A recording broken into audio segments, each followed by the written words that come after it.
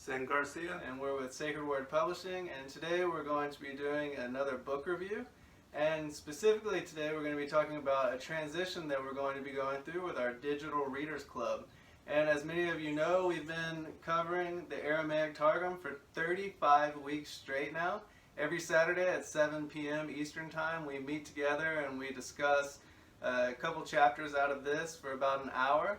And we've been going for 35 weeks strong, and we've learned so much amazing stuff out of the Aramaic Targum.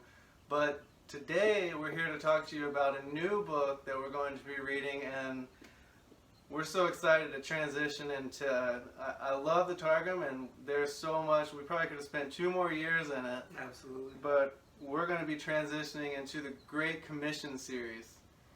And I'm really excited to share this book with you and everything that is within it. So I'm here with Zen so he can tell you all about it, because he has studied all of these things very thoroughly. So can you give us a little overview about the Great Commission?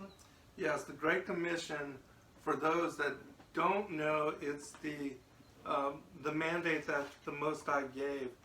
Jesus came and spake unto them, saying, all power is given unto me in heaven and in earth.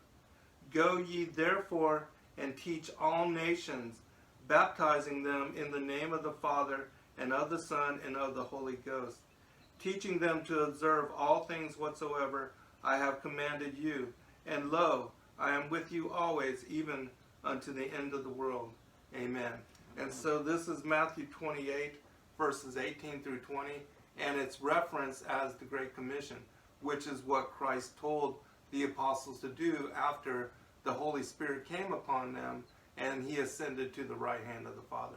They were to go forth and share thy witness of their having seen the miracles that were associated with Yahushua Christ here while he was incarnated into flesh form, which basically established what is now the Christian faith. And so this book, the Great Commission 1, is a collection of stories of what is essentially the book of Acts. We see in our Bible, the King James Version, that there is one book of Acts, and it's mostly focused on Peter and Paul. Well, as we know, there were many apostles, even the 12, and then there were an extended family of apostles that were called the 70. And in this book, I share from the book of the Bee details of all of those apostles, the names of them, what they did, where they were from, where they were born, and where they had preached, and also details on their martyrdom. And it's from the book of the Bee, and it's part of the introduction. But I'm going to read from the contents just to give people an idea as to the broader scope of what is the book of the Acts. Because again, the book of the Acts should include the other apostles and what they did and what they encountered and what they overcame in their studies and in their efforts to share the Great Commission of teaching the gospel to the world. And so also one other thing that is of very great importance with regard to the Great Commission, and that we emphasize specifically in the Great Commission 1 and the Great Commission 2, is the importance of the role of women in the early establishment of the church, which is something that has been excluded from the regular doctrine as far as what has been authorized in the canonical materials. And so in this book, you'll see, for instance, that the Acts of Paul, going back to circa 180, that it shares the story of Thecla, who was a female apostle-like virgin who brought forth the gospel, and she was anointed by the Holy Spirit to teach, and did. And that will be actually the first story that we go into, and you'll see from our reading it and studying it how important and how much of an influence she as one woman had upon the early establishment of the church, and in also the ministry of Paul.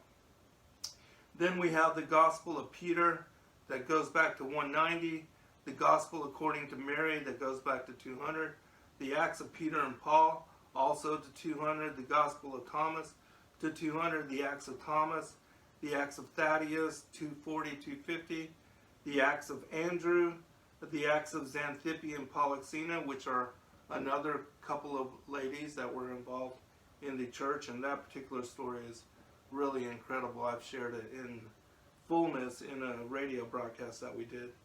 The Acts of John, the Acts of Perpetua and Felicitas, two other women figures, the Acts of Philip, the addition to the Acts of Philip, and the Acts of Barnabas.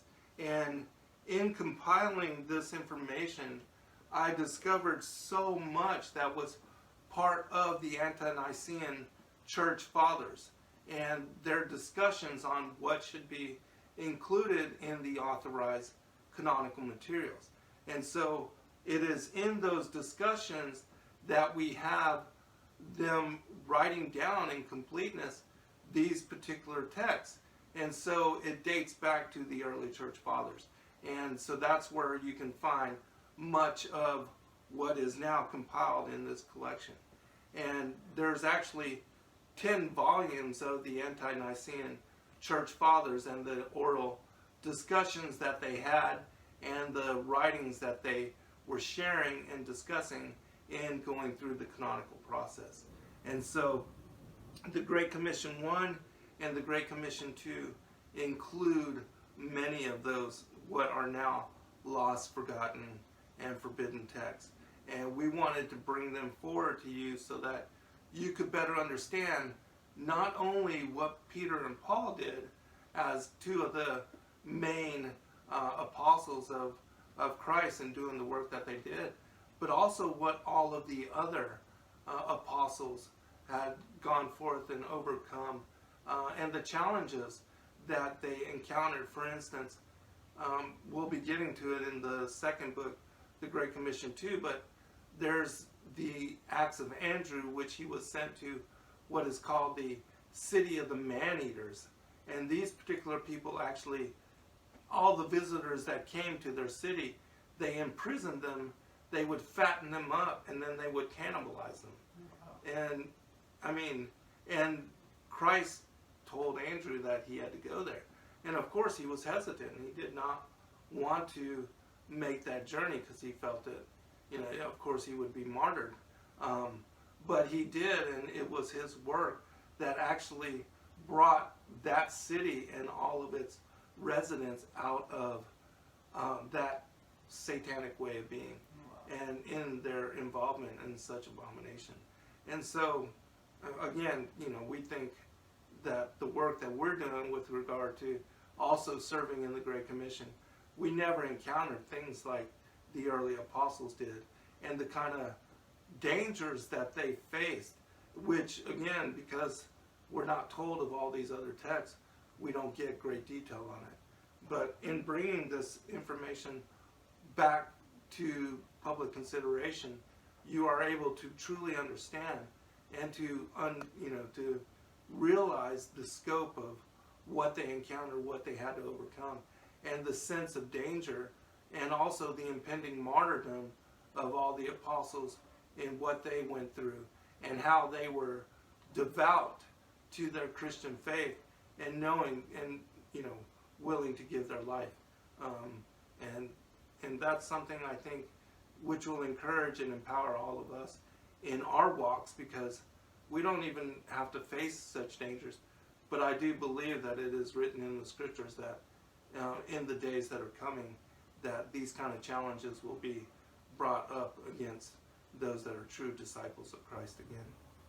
Yeah, so it's a great blessing to have the opportunity to read and to share the faith that the early church apostles and disciples had, because truly one day, possibly soon, we're going to need to have that same type of faith ourselves. Mm-hmm. And prayerfully, everyone who's reading this or watching this with us and participating in the Digital Readers Club, prayerfully we'll all be ready for that day when our persecution comes. Amen. Because we know that after that, we have eternal life, and that is Yes. something that nothing in this world can take away. Right. Just keep faith. The Messiah died for our sins.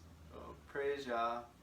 And I really think this is going to be an awesome book to study. Absolutely. You know, when the Messiah went in teaching all around Judea, there were so many books that were written about his ministry. Right. And now we have a few, Yes. but there were so many written, and that's one of our favorite parts at Sacred Word Publishing, is finding all of those different books that were either hidden or kept in secret and bringing them back to light. And that's exactly like the book of Acts is one of my favorite books to read in the New Absolutely, Testament. I love to hear about Paul's travels Yes. and Peter's ministry and how they interacted together. Right.